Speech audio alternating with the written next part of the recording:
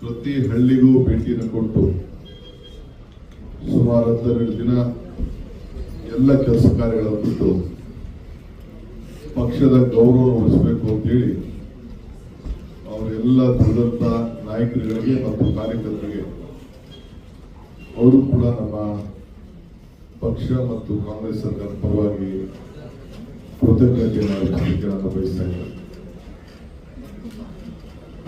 ಈ ಚುನಾವಣೆ ಮುಖ್ಯಮಂತ್ರಿ ಹೇಳಿದಂಗೆ ನಮಗೆ ಲೀಡು ದಾವಣಗೆರೆಯಲ್ಲಿ ಸ್ವಲ್ಪ ಜಾಸ್ತಿ ನಿರೀಕ್ಷೆ ಮಾಡಿದ್ರು.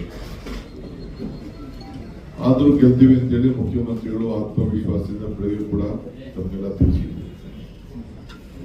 ಈಗ 3 ಮಿಷಿನ್ಸ್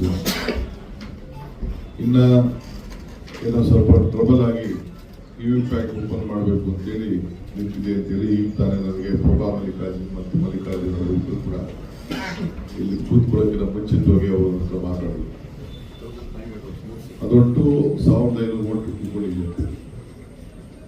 ಈಗ 4900 ಚಿಲ್ಲರೆ ಮತ ಅಂತರದಿಂದ ನಾವು ಈ ಚುನಾವಣೆಯಲ್ಲಿ ಈಗ ಇನ್ನ ಡಿಕ್ಲೇರ್ ಆಗಿಲ್ಲ, ಅಷ್ಟು ಲೀಡು ಈಗ ಉಳ್ಕೊಂಡು ಗೆಲುವಿನ ಎಲ್ಲ ತರದ ಲಕ್ಷಣಗಳು ಕೂಡ ನಿಮ್ಮ ಮುಂದೆ ನಂಬರ್ಗಳು ನಿಮ್ಮ ಟಿವಿಗಳಲ್ಲಿ ನಿಮ್ಮ ಕೌಂಟಿಂಗ್ಗಳಲ್ಲಿ ಎಲ್ಲ ಕೂಡ ಅರ್ಥ ಆಗ್ತದೆ. ಬಾಗಲಕೋಟೆಯಲ್ಲಿ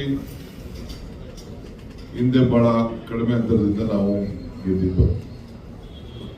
ಅಲ್ಲಿ ದಾಖಲೆ ಮತ 22,832 ಅಂತರದಿಂದ ನಮ್ಮ ಬಾಗಲಕೋಟೆ ಅಭ್ಯರ್ಥಿಗಳು ಕೂಡ ಅಲ್ಲೂ ಕೂಡ ಗೆದ್ದಿದ್ದಾರೆ.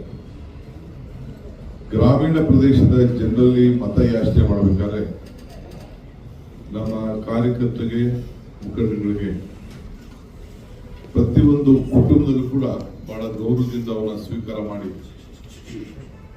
ಇವತ್ತು ಅವ್ರಿಗೆ ನಾವು ನಿಮ್ಮ ಋಣವನ್ನ ತೀರಿಸಬೇಕಾಗಿದೆ.